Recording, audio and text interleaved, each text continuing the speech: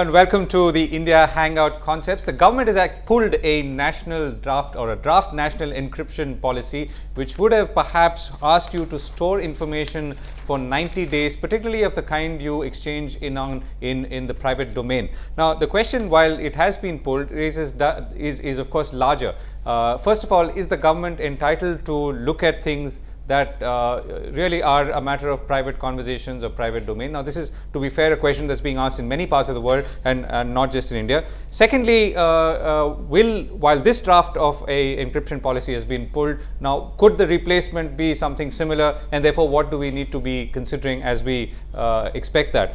And a sort of parallel question is, what are really our individual rights to privacy in this digital age? Now, again, to be fair, a question that's being asked in many parts of the world. So let's start with the first one, which is, should the government have a national encryption policy, and what does it really do, and how does it really protect you, which is really the objective of policies and guidelines like this? So let me begin with our guests, Rajesh Charya, President of the Internet Service Providers Association of India. We've also got Sanjay Kaul, spokesperson of BJP, and Aditya Paul, an activist and member of AAP. So Rajesh, why don't you go first? What does a national encryption policy in its current form really aim to do? I also recognize that the guideline of this sort was already incorporated in the Information Technology Act, and therefore it should not come as a surprise, at least in principle.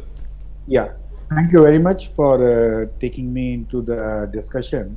First of all, if I want to speak on behalf of the ISPs, I will say that the draft which has come, out of the total draft, one point which the government has considered into the draft paper, changing the encryption from 40-bit to 256-bit. It's a welcome step that at least now the government has woke up and considered 256-bit, while at present all the railway, airline, banking, e-commerce sites are using more than 128-bit. And it is our demand from a very long time to change this encryption bit from 40-bit to 256-bit. This is the welcome step. And this encryption policy was required because now India is going to depend on the e-commerce a lot, online transaction a lot. At that time, the encryption will make the transaction very safe.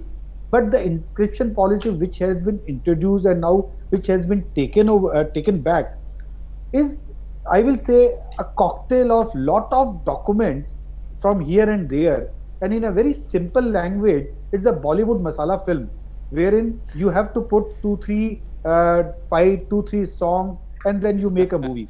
So this was not acceptable even to the user, which will be called as a customer, client, or C. It will not be useful for the B also, the business houses, because the business houses take the VPN, virtual private network, and they send their data to their head office or to their branch office in an encrypted mode. If we will keep that encrypted into the text mode for 90 days, we are inviting hackers to take our data, to take our business. Rajesh, can I ask you a quick fundamental question, because we are trying to go down to the concepts here. Now, what should the government, or should the government be doing anything in a private communication between A and B, which is both being private individuals or private entities? Yeah. The government should not have any concern. If, let's assume, I'm taking a simple example, if I'm sending a joke to my wife is sending a joke to me, how the government come into the picture? So there is no sense at all. The draft said that the government could come into the picture. Right? No, I'm just asking a question, but this draft, as we read it, of course it was being pulled, but the draft as we read it said that the government could come into the picture if, let's say, you exchange a joke with your spouse. No, I will not allow that. Right. Yeah, go ahead, Rajesh. So what I am saying is that when you are talking of the business, and for the business, if you are saying that you have to keep your all encrypted record into the text mode for 90 days, it means I am inviting hackers to hack my business confidential information and can use with my competitors. So lot of things are there, and one more surprising things are there, that into the draft document they are mentioning that taking into account the need to protect information assets, international trends, and concern of national security. How they will bring the national security into this? They should talk about the central monitoring system for the national security, wherein the law enforcement agency should not involve with the user or with the business houses or with the service provider. So this is my comment on this complete document. Thanks a lot that now the minister has advised to take away this document. Otherwise, it should have happened the same way what was happened in 857 porn sites. Right. So, okay, that's a larger question. We'll come to that in a moment. So, Rajesh, can you answer the question that I was trying to pose at the beginning, which is that should the government have a national encryption policy? Yeah, for the safety of the e-commerce transaction, for the online transaction, the encryption policy should be there. But encryption policy doesn't have that all the people who are doing the encryption should get themselves registered with the government of India. That is not acceptable because it will become a unnecessary bureaucracy, unnecessary administrative work, which will not be so easy to get themselves registered, because a lot of startup companies, lot of startup individuals are coming. If they will start putting registration with the government of India, it will be a hell of work. Right. So okay. I welcome the step of coming out with the document, but not in the way what the document has come last week. Right. Okay. So maybe the revised one will take care of that. So what, as I got Rajesh, as I've understood Rajesh, surely having the government play a role in defining security protocols or encryption protocols for transactions makes sense, but anything beyond that is stretching it. So Sanjay Kaul, let me come to you. Now this move or the draft, which now of course has been pulled, comes on the heels of another effort to control in some ways what the public was consuming. In this case, of course, it's not linked to consumption as it's linked to storage of information that we are sharing, potentially meaning that it could be extracted at some time or you may have to produce it at some time. So is this sort of reflect a strain of thought within the government? No, I don't think. I think what it reflects is a strain of thought among a lot of us who would like to basically pontificate on things that are actually put up for appraisal and react to them as if they are the final print. I found it very funny actually that a draft is being treated as policy, and the idea of having public consultation has gone to the dogs, so to say, when in fact that was the entire purpose of this. So one is that I do understand that the entire process is supposed to be about gaining information back and having responses so that they can be collated, and a policy which bears relevance to those, let's say, fears or concerns are finally are included into what could be possibly a robust policy. So I think that's one. The other is that we are, as usual, crying ourselves hoarse before even the indication that this is indeed the intent of the government, and I think that has been amply emphasized earlier and now finally by the minister. So I think we should lay that to rest. Concerns that was expressed by Rajesh here and will be expressed by a lot of other people are going to be part of this policy, and that is the entire exercise. That is what this entire exercise is all about. So I think this alarmist tone is completely unnecessary. This short-circuiting any attempt at public consultation even before it is started. It is something actually not very complimentary to any democratic tradition. Right. So Sanjay, I think the concern only rises because, I mean, when a draft concerning something like this, I mean, we're talking about security, we're talking about internet communication transactions. Usually one would expect that it's gone through one or two rounds, even I'm assuming at the bureaucratic level, senior bureaucratic level, and then is put out in public domain for further refinement and and consultations. But in this case, it does seem to be that someone has been testing the limits of what you can allow sort of in public domain and what you cannot allow in public domain, isn't it? No, with respect, I have to tell you that if you look at the draft, the intent itself does not lend credence to your argument at all.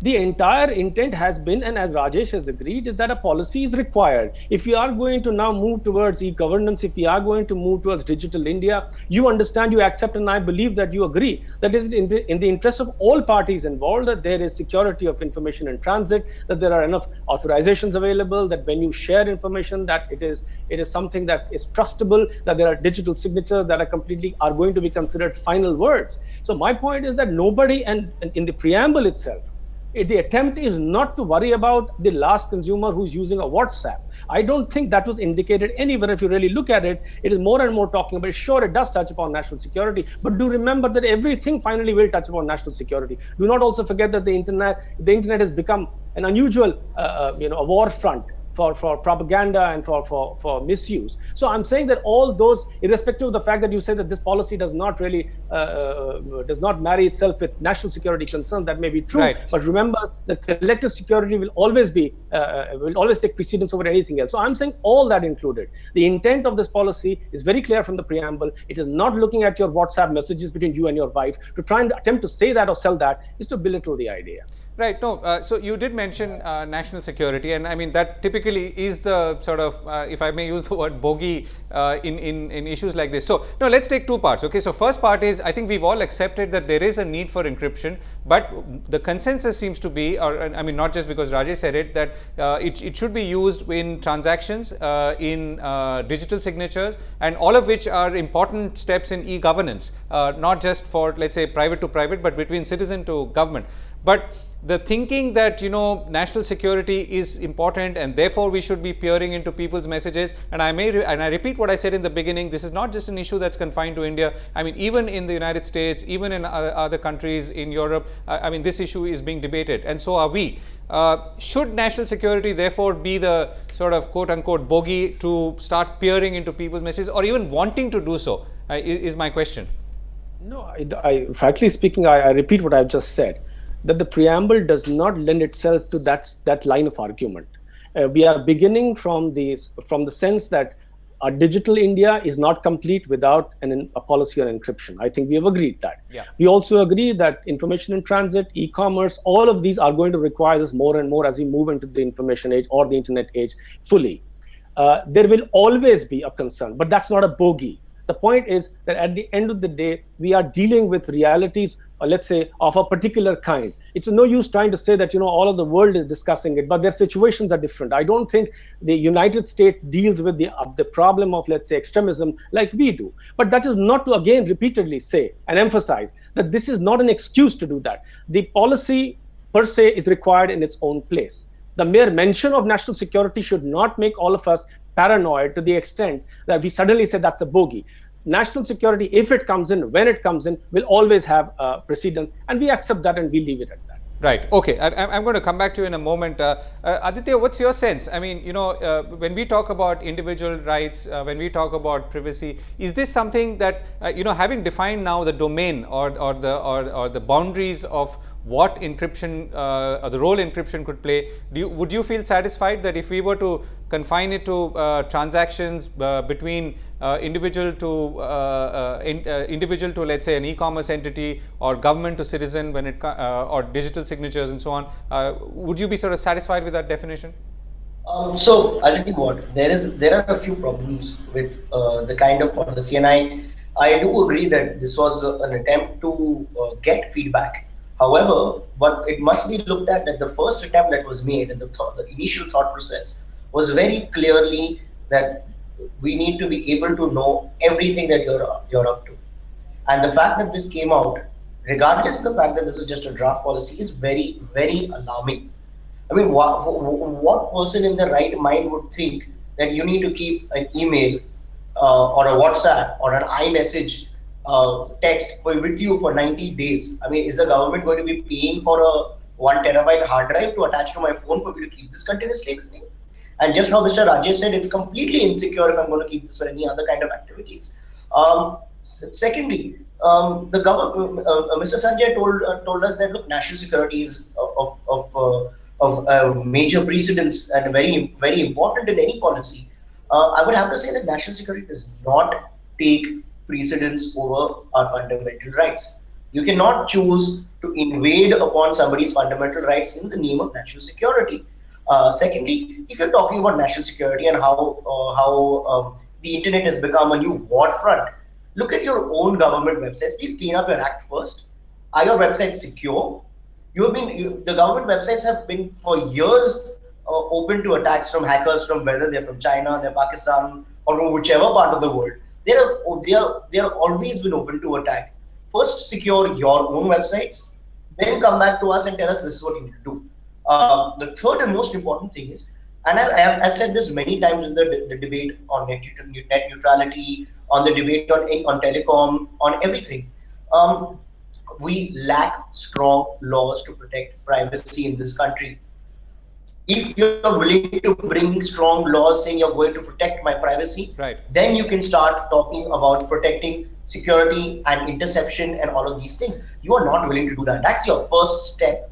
You need you may say your intent is not to read my personal WhatsApp messages between my friends, but the fact that a policy gives you that means you don't even have to inform me. You can go ahead and do this. right. If Okay. you're willing to protect the citizens' privacy through strong privacy laws, then Right. it will be much easier for you to bring about an encryption policy, and of course, definitely not in any way close to the form which you guys have brought it here, Right. where you're making it not only difficult for me as an end user, you're going to make it Right. very So Sanjay, let me difficult come back to you us for a to- second. So I mean, the policy in the draft does talk about, you know, the three categories. It talks about the G, which is government, B, business, and C, which is citizens. So if we were to focus, I mean, the point that Aditya made here, which is saying that, okay, I mean, fair enough, we need to work on securing all our borders, but maybe a good place to start is to secure the government's own digital infrastructure first and efficiently at that. How would you respond to that? I could not hear what you were saying. Sorry, Sanjay, let me I'm just picking up from Aditya's point. So the draft did say that there are three categories of groups. So there is the government, which is G, there is business, which is B, and citizens, which is C. So Aditya's point is that why don't we focus first on the government itself safeguarding and protecting its own digital infrastructure before moving on to other classes?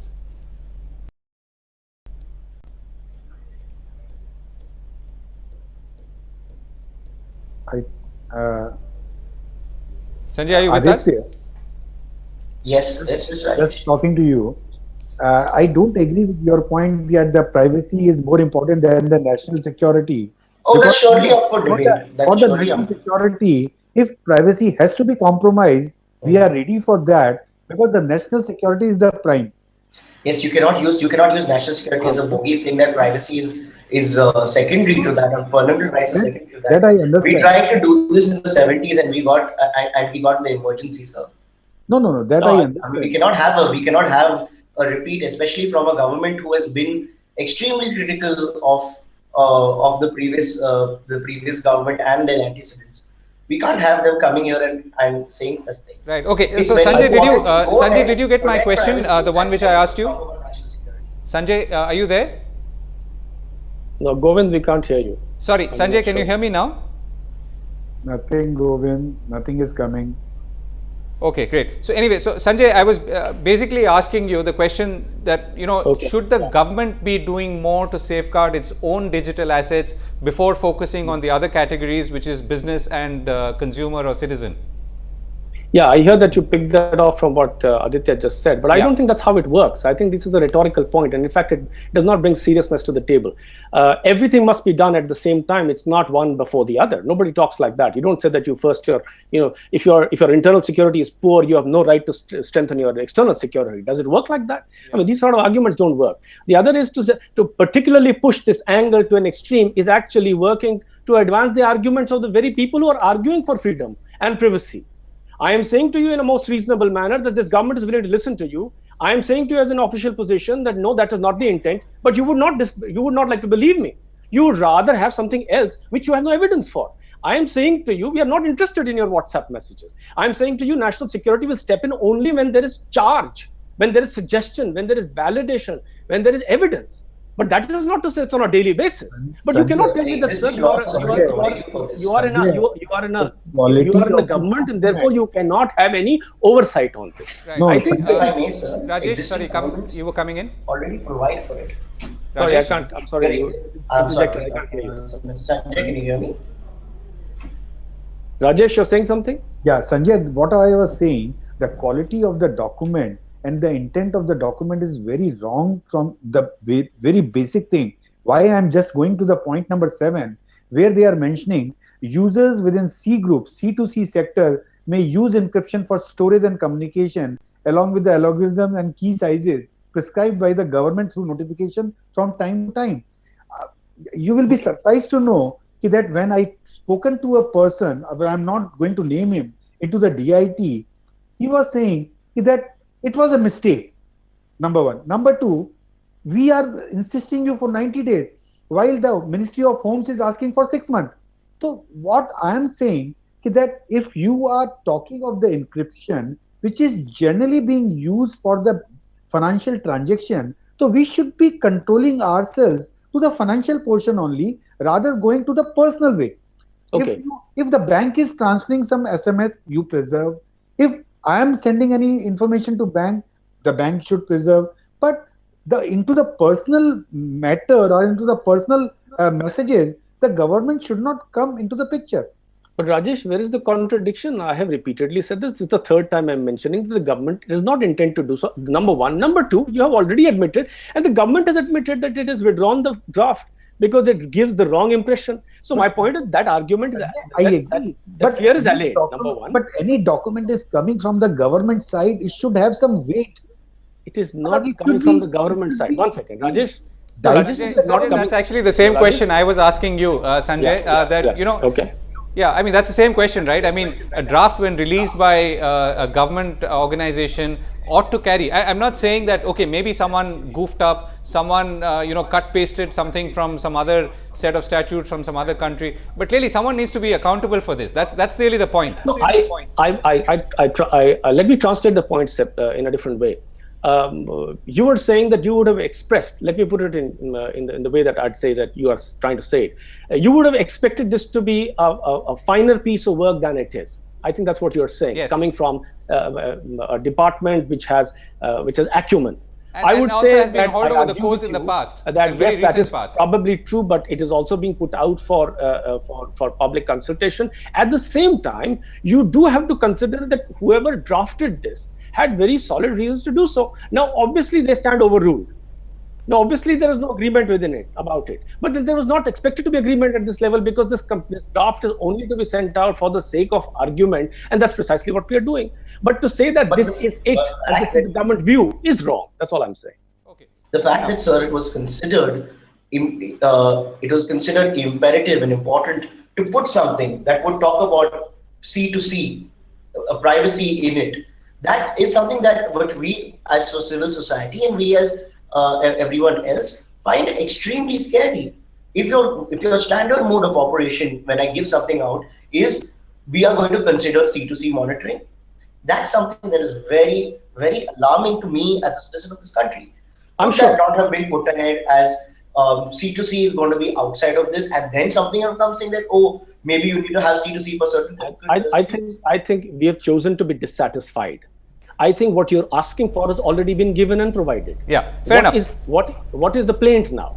Right. Okay, Sanjay.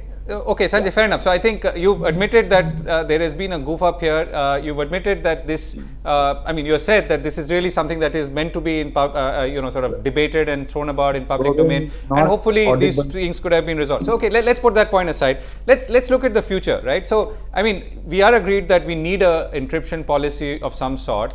We are looking at a situation where we're going to see far more transactions on over the internet or over the digital infrastructure, and therefore we need to have policies which ensure that everyone's interests, including the consumers and the banks and the financial system, are protected. So let's begin with you, Rajesh. If you were to now, when the next draft comes back, what would you like to see in it which would give you satisfaction, and what would you not like to see in it?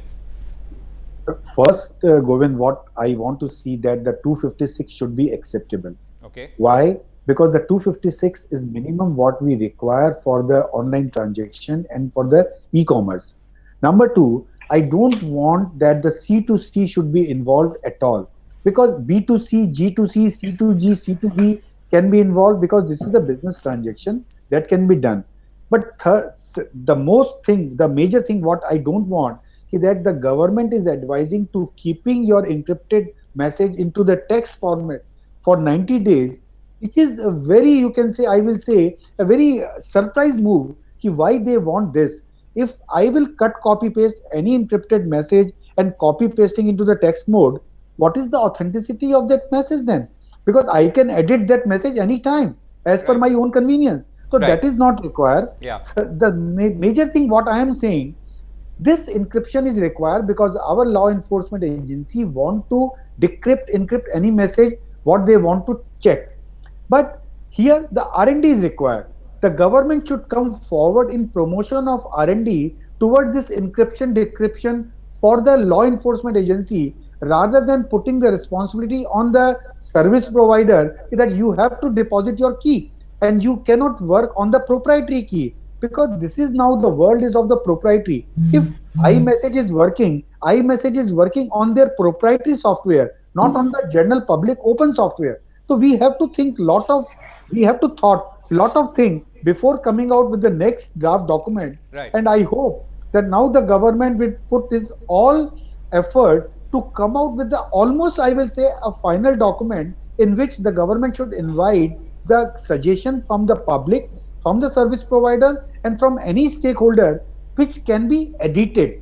I will not say that remove all the clauses, but at least the clause should be edited. Okay, got it. Aditya, a quick word from you. What would you like to see in the document or the next draft document that comes out? And I guess what you don't want to see is already known. Yeah. What I don't want to see is definitely known. I'm moving away from the technical aspects of it.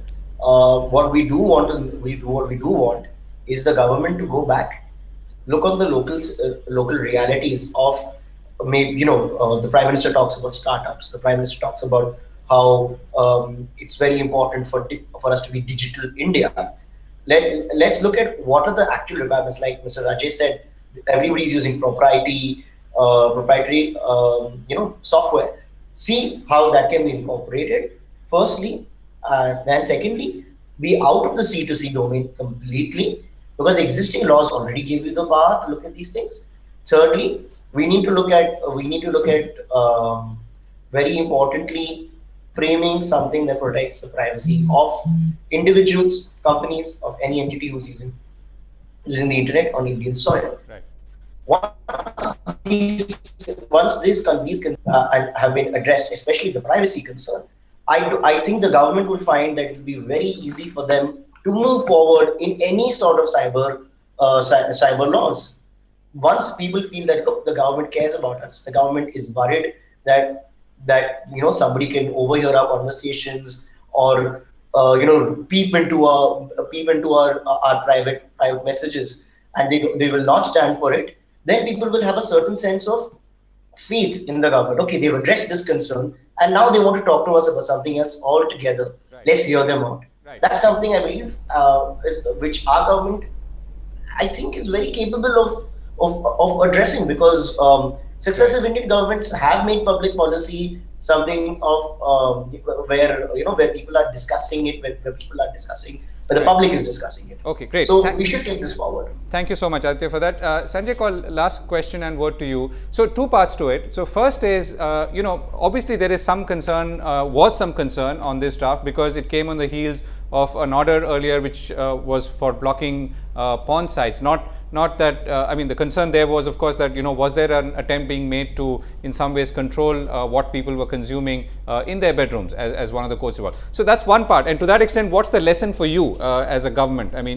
The second part is, of course, what I've asked the other two panelists is, what would you like to see or not see in the next draft? Okay, so quickly on the first part, I think the repeated attempts, as you have indicated, which make it look like to a lot of people that there's an attempt to control, is, in my view, actually the other is reversed. It actually shows a far more responsive government, willing to listen, willing to negotiate, and admitting that some of the stuff that comes up for it to look at is not often the best of the table. So, and I think this is a government which is actually flexible enough, which is looking and talking to you and talking to citizens, accepting public opinion, and it's remodeling itself. And I think that's a good sign. And I think everybody should appreciate that. For instance, I do agree with Aditya when he said that privacy laws should be probably strengthened, because they should be strengthened per se, irrespective of a give and take. And I agree with you that may create a psychological reason, and I think his arguments are right in that sense, that create a more conducive atmosphere for the government to actually move forward in some of the other not so palatable, say, policy initiatives.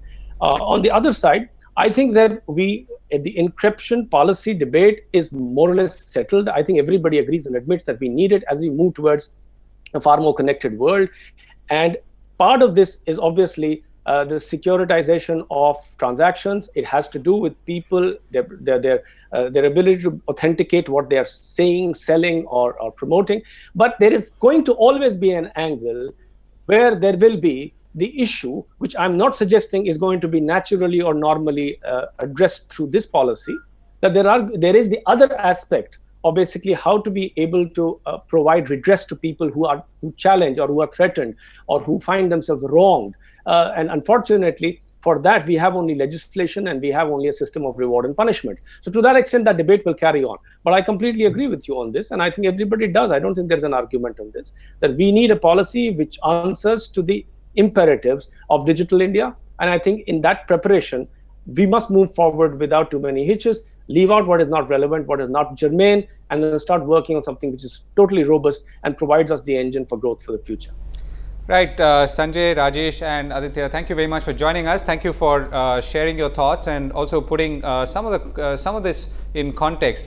This is of course a draft, but there was concern whether the draft was, not enough homework had gone into putting into the draft. Sanjay Kaul of the BJP says that, well, this is really the purpose of a draft, which is to put it out in public domain and then invite feedback and then help sort of create the final policy. But we've all agreed that there is a need for a policy, particularly when it comes to transactions, as more of them happen in coming days, and potentially that there will be more of debate also in the coming days, as there is an attempt to create policy that makes our lives hopefully safer and more secure. Thanks for watching India Hangout. We'll be back soon.